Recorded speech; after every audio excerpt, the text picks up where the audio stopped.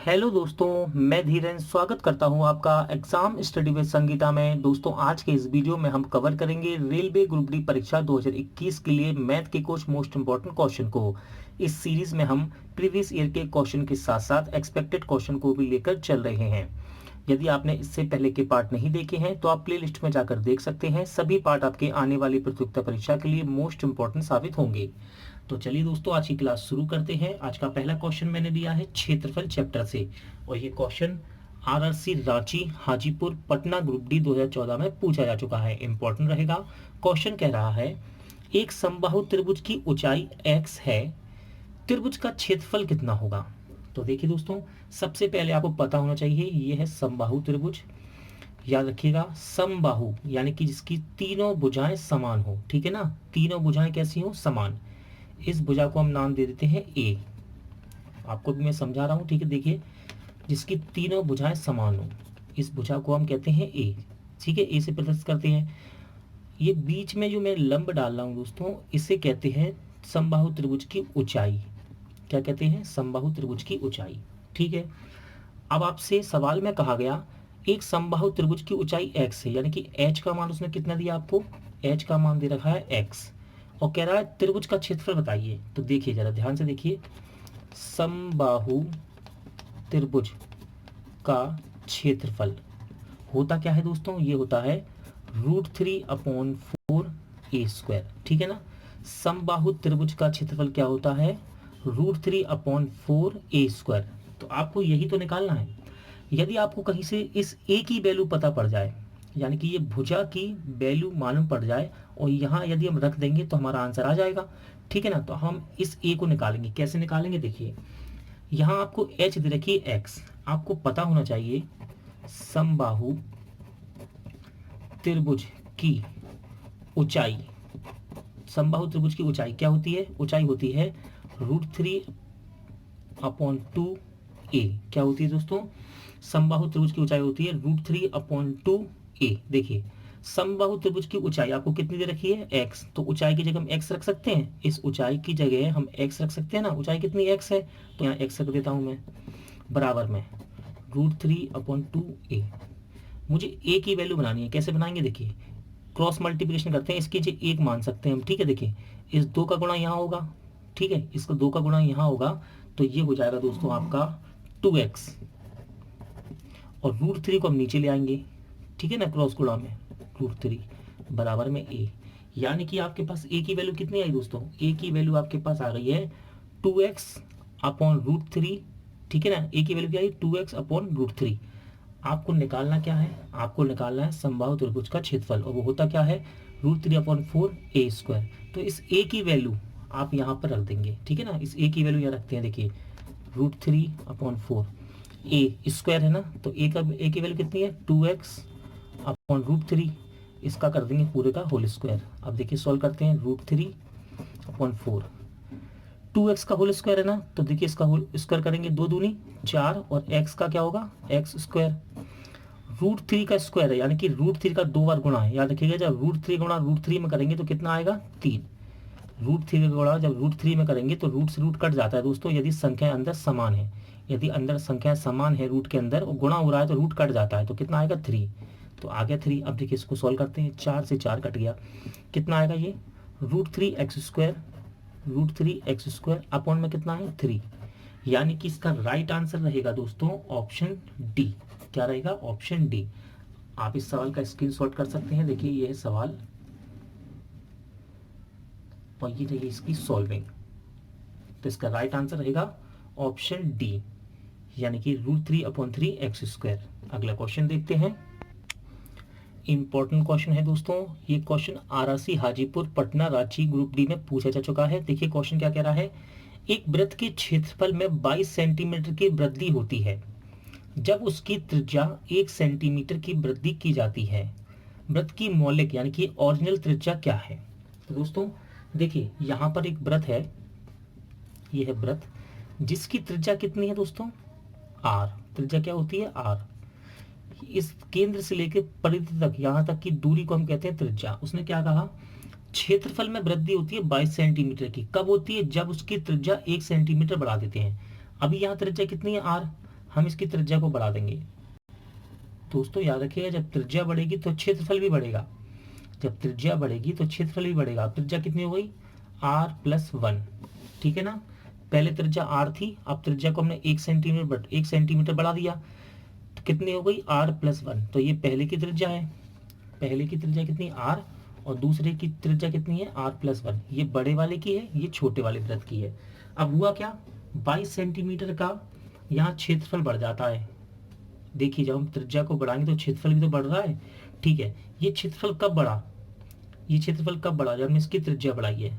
तो देखिए यदि हम बड़े हुए क्षेत्रफल में से कम वाला क्षेत्रफल घटा दें तो इस क्षेत्रफल के बराबर ही तो होगा। सुनिए, बड़े वाले क्षेत्रफल में से यदि हम छोटा वाला क्षेत्रफल घटा दें तो इस क्षेत्रफल के बराबर ही तो होगा। तो देखिए बड़े का क्षेत्रफल क्या होगा, वृत्त का क्षेत्रफल क्या होता है, πr², और ये बड़े का हो गया, बड़े वाले का, बड़े में से छोटे का अंतर करेंगे ना, और ये हो गया छोटे वाले का πr², ये छोटे वाले के लिए।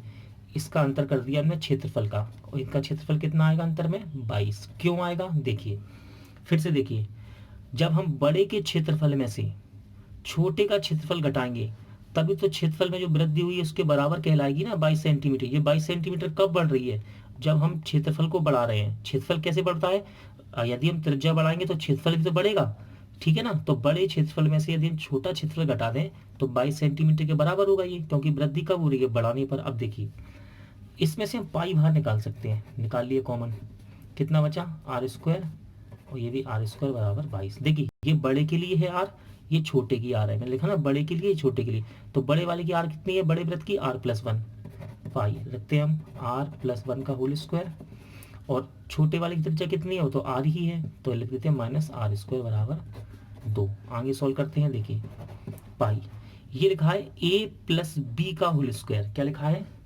a+b का होल स्क्वायर क्या होता है, a² + b² + 2a × b minus में r² बराबर कितना, 22। देखिए आगे सॉल्व करते हैं, में से पाई का मान आएगा 22/7, ठीक है। r² प्लस का है और एक माइनस का है, ठीक है ना। r² एक प्लस का एक माइनस का, ये कैंसिल हो सकते हैं, कट जाएंगे, तो क्या बचेगा, ये 1² मतलब यानी कि 1 प्लस 2 का गुणा r में करेंगे 2r, और 2r का 1 में, तो कितना आएगा, 2r ही आएगा, ये बराबर में 22, ठीक है। अब देखिए दोस्तों, इस 22 को हम काट सकते हैं, 22 से कम 22, एक बार कट गया। 7 का यहाँ क्रॉस गुणा होगा 1 में, तो कितना आएगा, 1 + 2r बराबर 7। इस 1 को जब हम बराबर की इस तरफ ले जाएंगे तो माइनस का हो जाएगा यहाँ पर आकर, यानी कि 7 में से 1 घट जाएगा, तो 2r बराबर कितना आ गया, 6। 2 के पार से 6 को काट सकते हैं, r बराबर कितना, 3 सेंटीमीटर।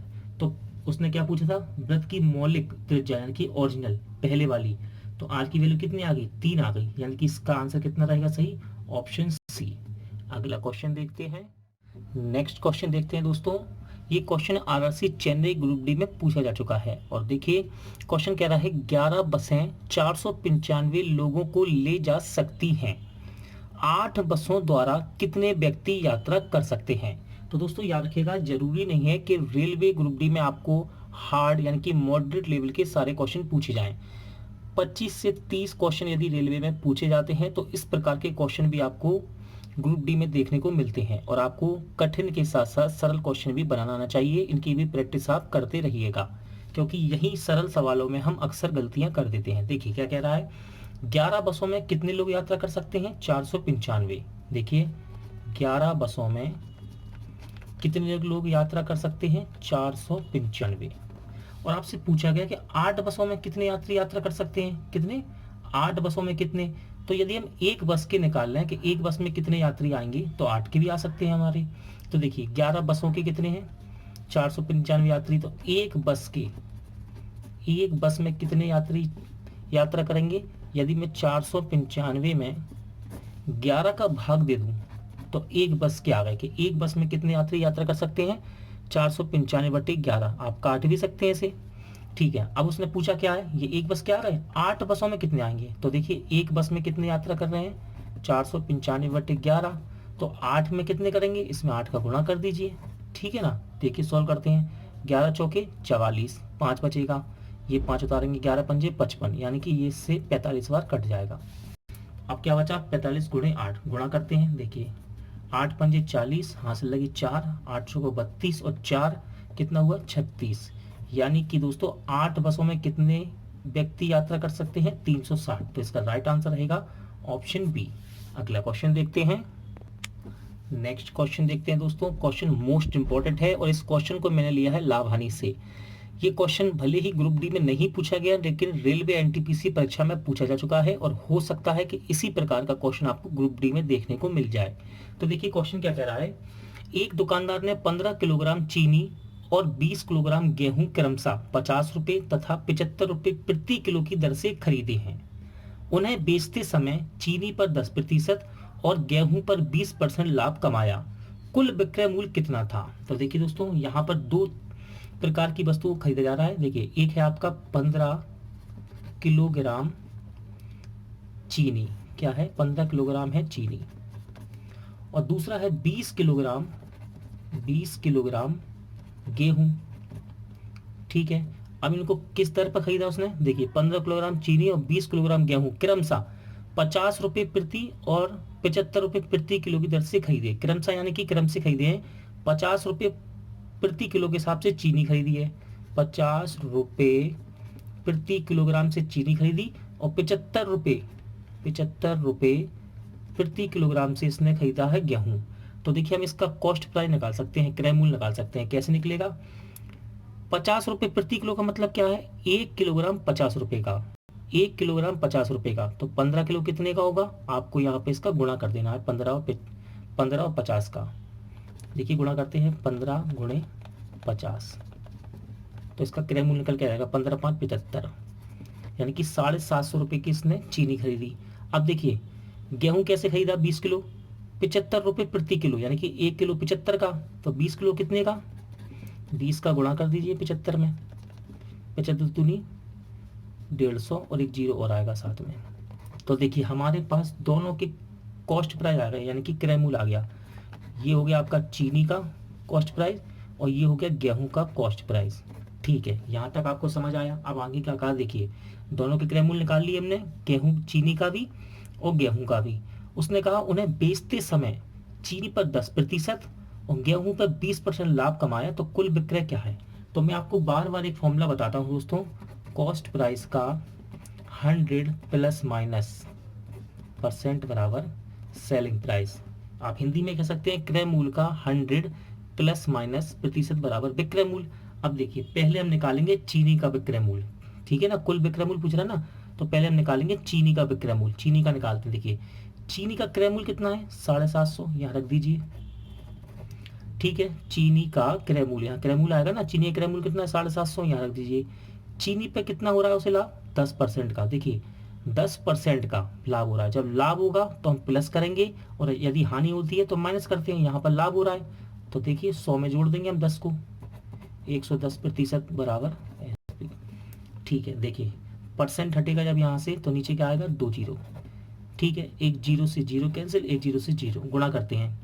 11 5 55, हासिल लगी 5, 11 था 77, 77 और 5 82, यानी कि आपके पास चीनी का विक्रय मूल्य आ गया दोस्तों कितना, 825, ठीक है। ये चीनी का विक्रय मूल्य आ गया, किसका है ये, चीनी का विक्रय मूल्य आ गया एसपी। इसी प्रकार हम निकाल सकते हैं गेहूं का। तो देखिए गेहूं पर 20% लाभ हुआ, तो यही फॉर्मूला हम यहाँ लगाएंगे। देखिए गेहूं का निकालते हैं। गेहूं का कॉस्ट प्राइस कितना है 1500 और लाभ कितना हो रहा है 20%। तो मैंने क्या कहा, लाभ हो तो 100 में जोड़ देंगे और हानि हो तो 100 में से घटाते हैं। यहाँ लाभ हो रहा है ना तो 100 में जोड़ देंगे बराबर सेलिंग प्राइस। परसेंट आया, नीचे आएगा 100, जीरो से जीरो कैंसिल, जीरो से जीरो कैंसिल, 12 का गुणा करते हैं। देखिए जीरो हो जाएगा, एक तो ये जीरो, 12 पंजे 60, हासिल लगी 6, 12 एकम 12 और 6 18। तो ये आ गया आपके पास सेलिंग प्राइस किसका, गेहूं का। हमने दोनों निकाल लिए, चीनी का भी सेलिंग प्राइस निकाल लिया यानी विक्रय मूल्य, और गेहूं का भी सेलिंग प्राइस निकाल लिया 1800। उसने पूछा क्या, कुल विक्रय मूल्य कितना था, कुल यानी कि आपको 825 और 1800 को जोड़ देना है। क्या? 825 प्लस 1800 को जोड़ देना है। ठीक है, तो कितना हो जाएगा? 5, 2, 8 दूनी 16, चल लगी 1 और 2। तो इसका राइट आंसर आएगा 2625, यानी इसका सही आंसर है ऑप्शन बी। अगला क्वेश्चन देखते हैं। नेक्स्ट क्वेश्चन देखते हैं दोस्तों, और इस क्वेश्चन को मैंने रखा है एक्सपेक्टेड क्वेश्चन की श्रेणी में। याद रखिएगा, ये इंपॉर्टेंट क्वेश्चन है। ये क्वेश्चन एसएससी और रेलवे की परीक्षा में पूछा भी जा चुका है। देखिए क्वेश्चन क्या कह रहा है। दो संख्याएं एक तीसरी संख्या से क्रमशः 20% और तथा 50% अधिक हैं। पहली संख्या तीसरी संख्या का कितना प्रतिशत है? तो दोस्तों यहाँ बात हो रही है तीन संख्याओं की, पहली, दूसरी और तीसरी। ठीक है, देखिए उसने क्या कहा, दो संख्याएं तीसरी संख्या का, तीसरी यानी कि ये थर्ड वाली, तीसरी संख्या का क्रमशः 20% और 50% अधिक है। किससे अधिक है दो संख्याएं? तीसरी संख्या से। यदि मैं तीसरी संख्या को दोस्तों 100 मान लूं, ठीक है, तीसरी संख्या को 100 मान लूं, तो देखिए ये कंडीशन बन सकती है। दो संख्याएं, इन दोनों की बात कर रहा है, तीसरी संख्या से यानी कि इससे 100 से तीसरी संख्या से क्रमशः 20% और 50% अधिक है। अब सोचिए, ये संख्या यदि तीसरी संख्या से 20% अधिक होगी तो ये कितना हो जाएगी? 120। 100 का 20% अधिक क्या होगा? 120 ही तो होगा। और क्रमशः कह रहा है 20% तथा 50% अधिक है। 100 का 50% अधिक, 100 का 50% अधिक कितना होगा? 150। आप निकाल सकते हैं। देखिए कैसे, मान लीजिए 100 लिखा हुआ है और मैं आपसे कहूँ 20% अधिक, अधिक कहे तो 100 में जोड़ते हैं हम, तो इसका 120% कैसे निकालेंगे? परसेंट हटाएंगे, नीचे आएगा 100, 100 से 100 कैंसिल, तो कितना आएगा? 120। इसी प्रकार 100 का 50% अधिक, 50% अधिक मतलब 150% अधिक कहता है तो 100% में जोड़ते हैं हम, तो 150% हटाएंगे कितना आएगा? 100, 100 से 100 कैंसिल, तो कितना आ गया? देखिए 100। इसी प्रकार हमने इसको बनाया है। ठीक है ना, पहली संख्या तीसरी से 20% अधिक है, देखिए 100 से 20% अधिक, और दूसरी वाली क्या है? तीसरी से 50% अधिक है, तो 100 से 50% अधिक करेंगे तो कितना आएगा? 150। अब उसने क्या कहा, पहली संख्या यानी कि 120, पहली संख्या तीसरी का, तीसरी कौन सी है? 100, तीसरी का कितना प्रतिशत है? दोस्तों जब भी हम प्रतिशत के सवाल लगाते हैं, मैं आपको बार बार बताता हूं, जिस संख्या के साथ का लगा हो, क्या का, उसे आप हमेशा नीचे रखिए। कहाँ? नीचे। तो देखिए पहली संख्या क्या है? 120। तीसरी संख्या का जिसके साथ का लगा हो या फिर से लगा हो, ठीक है ना, उसे हम रखते हैं नीचे। और पूछ रहा है कितना प्रतिशत है, तो इंटू 100%। फिर से देखिए, पहली संख्या 120 है, पहली संख्या, तीसरी संख्या का, तो जिसके साथ का लगा हो, का किसके साथ है? तीसरी संख्या यानी 100, तो इसको रखेंगे नीचे। और कितना प्रतिशत है, तो इंटू में 100%। देखिए 100 से ये 100 से कैंसिल हो जाएगा, कितना बचा? 120%, 120%, यानी कि इसका राइट आंसर रहेगा ऑप्शन सी। इसने पूछा कितने प्रतिशत, तो 120%, ऑप्शन में 120। अगला क्वेश्चन देखते हैं। इंपॉर्टेंट क्वेश्चन है दोस्तों, और इस क्वेश्चन को मैंने रखा है एक्सपेक्टेड श्रेणी में। याद रखिएगा, इस क्वेश्चन को हम पहले भी कर चुके हैं, लेकिन वो क्वेश्चन अलग था थोड़ा सा, वहां मैंने इसका आपको बेसिक सिखाया था। लेकिन आज हम दोस्तों इसे शॉर्ट ट्रिक से करेंगे, यानी कि हम इसे कोशिश करेंगे कि हम इसे ऑप्शन से करना सीखें। तो देखिए क्वेश्चन क्या कह रहा है, किसी भिन्न के अंश तथा हर का योग कितना है? 11 है। यदि अंश में 1 जोड़ दिया जाए तथा हर में 2 घटा दिए जाए तो ये भिन्न 2/3 बन जाती है। यह भिन्न क्या है? तो देखिए कह रहा है अंश और हर का योग 11 है। तो देखिए जरा हम देखते हैं ऑप्शन में अंश और हर का योग 11 है क्या? देखिए 5 और 6 11, इसका है 11 योग। 6 और 5 इन दोनों का भी योग 11 है। 3 और 8 इन दोनों का योग भी 11 है। 8 और 3 इनका भी योग 11 है। यानी कि पहली वाली कंडीशन चारों ऑप्शन में आपको फॉलो कर रही है, यानी कि सेटिस्फाइड कर रही है। लेकिन आगे देखिए क्या कहा, यदि अंश में 1 जोड़ें हर में 2 घटाएं। तो दोस्तों इसे कहते हैं हम ऊपर वाले को अंश और नीचे वाले को कहते हैं हर। जिसको नहीं पता उन बच्चों को बता देता हूं मैं, इसको कहते हैं अंश और नीचे वाले को हर।